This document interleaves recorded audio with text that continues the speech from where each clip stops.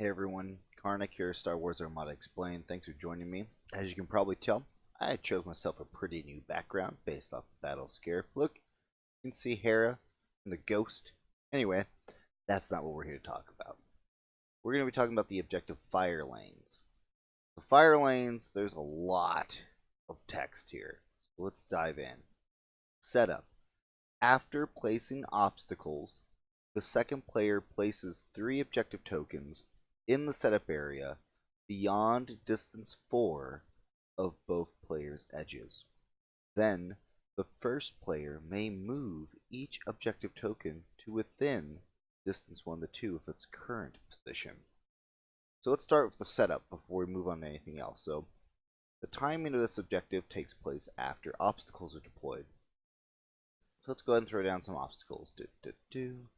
And remember, just because it doesn't say anything about how obstacles should be deployed, you deploy them as standard, beyond distance 3 of both players' edges, beyond distance 1 of each other. And people try to make the arguments like, oh, it doesn't say, deploy as normal. I don't know why. Some objective cards say that, some don't. But unless an objective card specifically says otherwise, you always deploy obstacles as you normally do. Okay. So we've done that. We've placed the obstacles down. Now, oh my goodness, stop doing that. Now, the second player places 3 objective tokens in the setup area beyond distance 4. So here's our 3 tokens. Boom, boom, boom.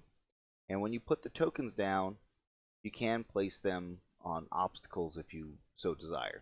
Totally fine. They just need to be beyond distance 4 of a player's edge. So this first line here is distance 3. The second line here is distance 5. So when we bring up the vassal thing here, we've got a circle. Black is 1, red's 2, orange is 3, this peach color is 4, and yellow is 5.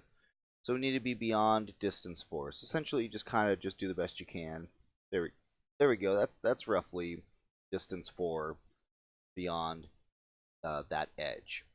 So that's as close as you can put that token to yourself. Now you could, if you wanted to, place tokens closer to your opponent, I guess. I don't know why you would do that. You could. That's a thing you can do. Don't recommend it.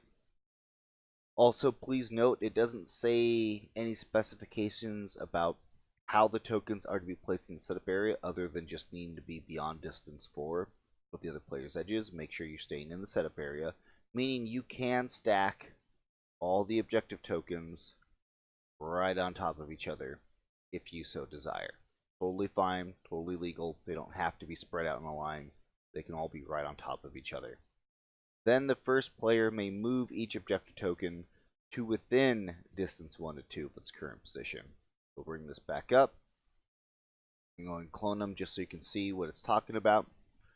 So you can move them. Oh my gosh, it's too bright. So you can move them to within distance 1 to 2. What does that mean? It needs to be completely within the circle. So if this black is distance 1 and red is distance 2, here, let's go ahead and get rid of all these extra things here. Perfect. And then let's turn that off. All right. So remember, this is at distance 2. This is within distance 2. You gotta be within the circle, not out at or outside the circle or at the circle. Within. Perfect. So we've got another one here. We'll just say the first player moves all the tokens be right there on top of each other. All right. What's the next part? End of round. So anything that happens throughout the rest of the gameplay we don't need to worry about. It's only at the end of the round that we need to worry about counting up anything. Let's read the rest. Each player gains 1 victory token, which are worth 15 points there, for each objective token he controls. To determine control of each token, players measure attack range and line of sight from each of their ship's hull zones as if, important part to remember there, as if performing attacks with battery armament targeting that objective token. The player with the highest total number of die in his combined attack pools controls that token. If a player's ship or squadron overlaps or is overlapping an objective token, his opponent controls that token. If both players' ships or squadrons overlap the same token, neither player controls it. So, important reference point there is, how do you control these tokens?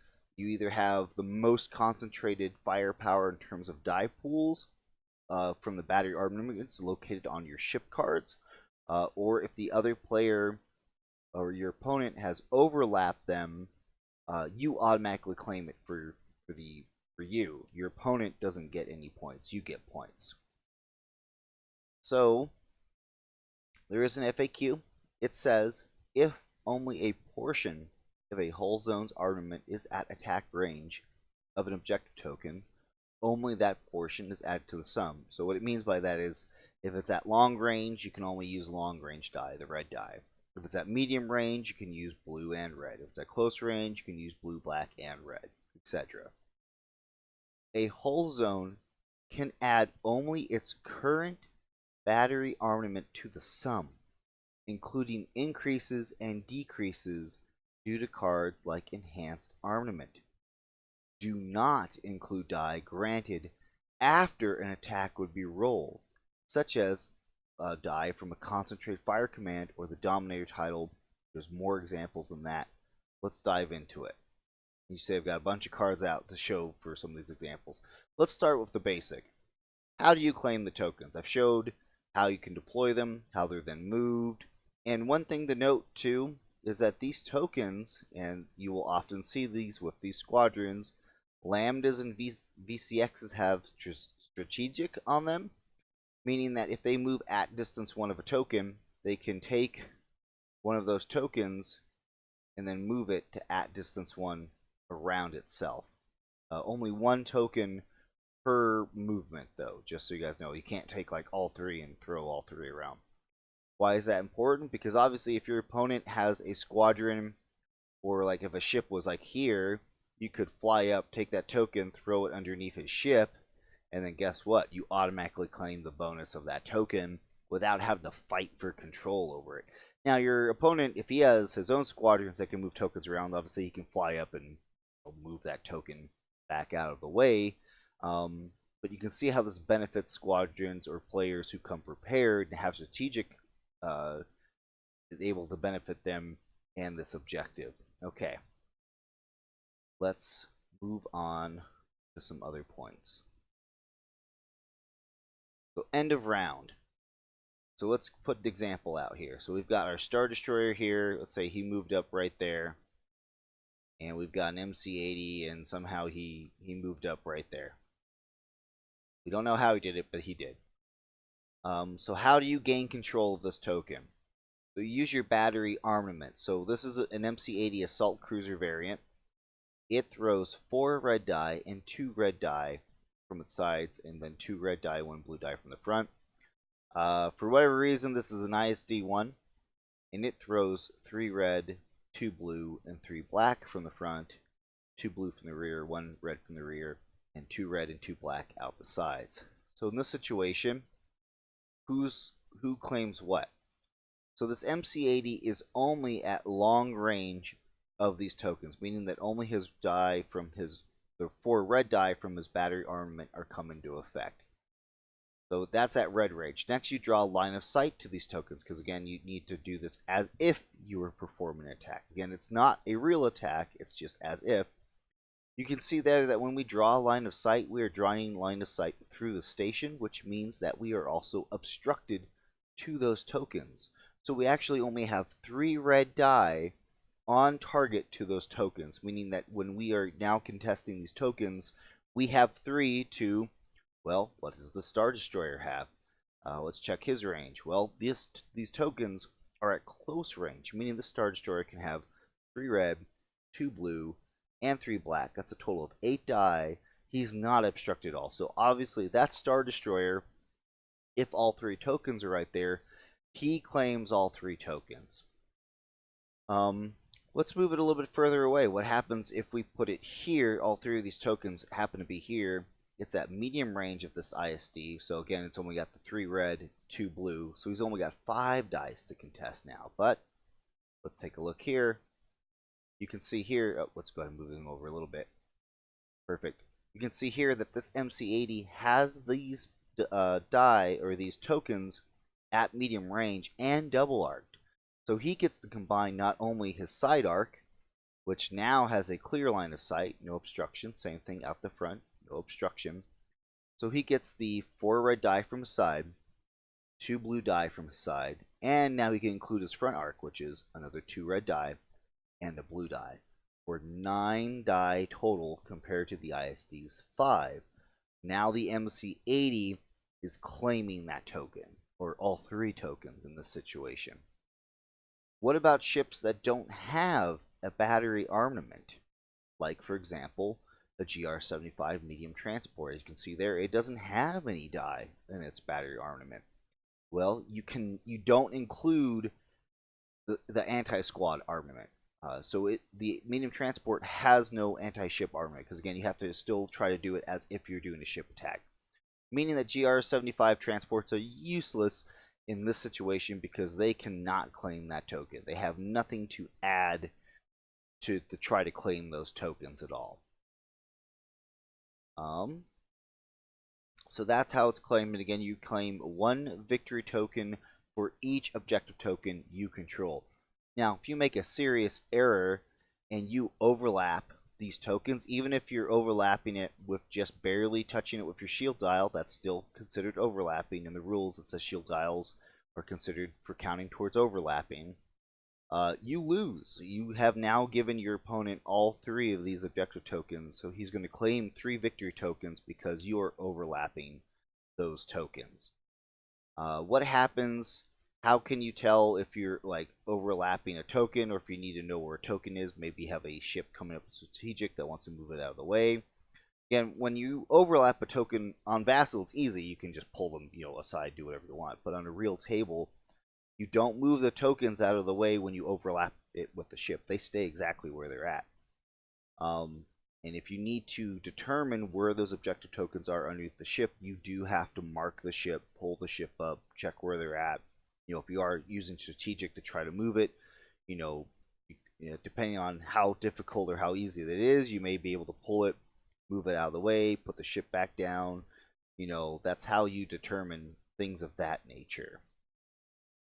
And that is, essentially, that's fire lanes. I mean, I don't think I need to spend too much more talking about how it is. Again, another thing too is if you've got squadrons, if an objective token is thrown underneath your squadron, either voluntarily or involuntarily, or if you move your squadron and land on the token, again, you're giving that token and that victory point to your opponent. He's going to get 15 points if you don't get off that token before the end of the round. I think that pretty much covers it. So let's talk about the hull zones and the battery armaments, etc. Again, make sure that when you're trying to claim these tokens, you're only claiming them with the die at the range that it's currently at. Oh, another thing too about objective tokens, could you, for example, could Lambda with strategic get to the edge of the table and like grab this token? Can it throw it off the table and therefore put it out of play? There is no technical answer to that question. So as with all things, consult your TO, your judge. This is my personal ruling based off of instances of rulings I've seen in other cases, like for example, Capture the VIP, where it talks about if the VIP flies off the table, you pick up the objective token, you put it back on the edge of the play table. That and a couple other instances, like for example, a developer was asked directly a question about what happens if objective tokens get moved off the table. His response was, that's absolutely absurd. That's a quote. So take that as you will. Obviously, you can play the game how you want. But based on that, like the Capture the VIP, based on other assumptions, and not other assumptions, but based on other interactions we have with the rule book, the rule as intended that we can draw from is that no, you cannot throw objective tokens off the table. You can't do it. You can place them right up on the edge of the playmat, but you cannot remove them from play. Because that's kind of a dick move to do, so don't do that. Alright. Just want to make sure I was getting that clarified out there. Let's talk about some other cards. So remember, it talked about cards that add to battery armament and cards that don't add to battery armament. There's a lot of cards that can add or not add or pseudo add, but they don't really add. Let's talk about all the cards that do work with fire lanes. Anything that adds to your battery armament, it works with fire lanes. Expanded launchers, because again, the battery armament of your front hull zone is increased by 2 black die. High capacity ion turbines, your left and right hull zones are increased by 1 blue die. Rapid reload, your left and right hull zones are increased by 1 black die. Enhanced armament, left and right hull zones are increased by 1 red die. Spinal armament, your front and rear zones are increased by 1 red die.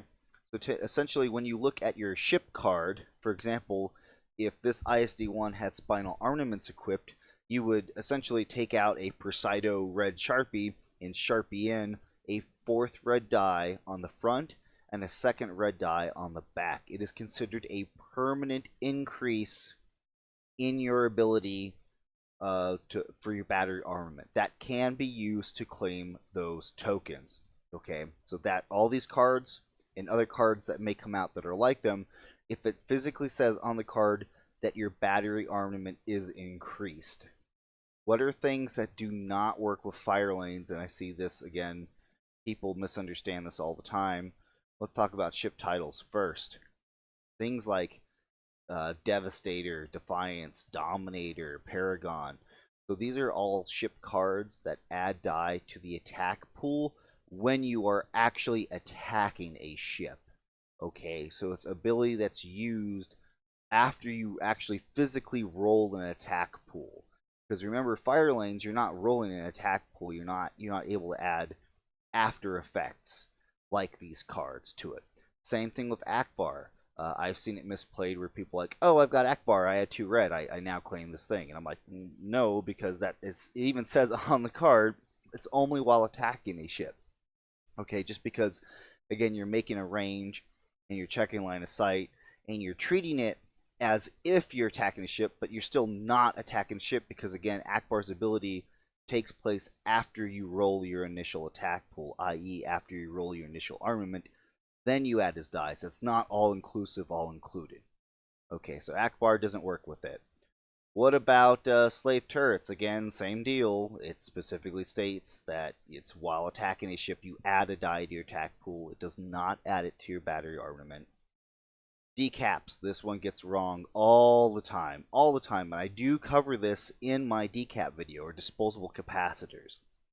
Because remember, this card, it says when you activate, you may discard this card. If you do, the blue die in your battery armament, it can be used while attacking ships at close to long range until the end of round.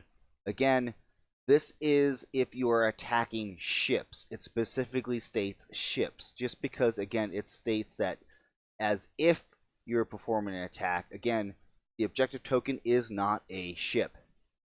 You're performing an attack as if you're attacking, but it doesn't say the objective token is a ship. Okay, so again, no, disposable capacitors cannot be used to claim fire lane tokens. Again, I see that one wrong all the time. They cannot be used to claim fire lane tokens. Now, obviously, if you had disposable capacitors and you were at the natural medium range, yeah, obviously your blue die can be used for that. But no, you cannot use the disposable capacitor blue die at medium range to suddenly claim them out at long range. Can't do it.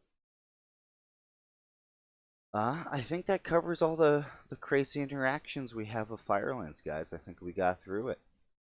I'm not getting anything else off the top of my head or anything that I remember. I went over the token things.